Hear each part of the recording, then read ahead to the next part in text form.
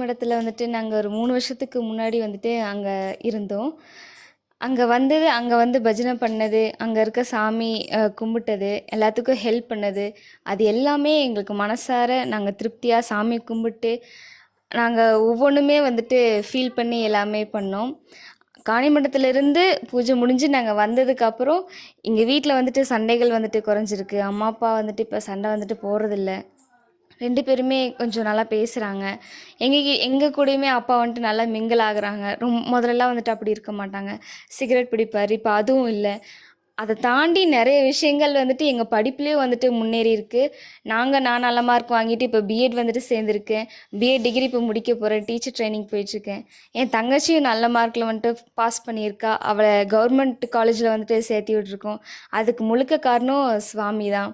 அவங்களோட அருள் இல்லாம இது எதுவுமே வந்துட்டு நடந்திருக்காது. அவங்கள கும்பிட்ட நாள்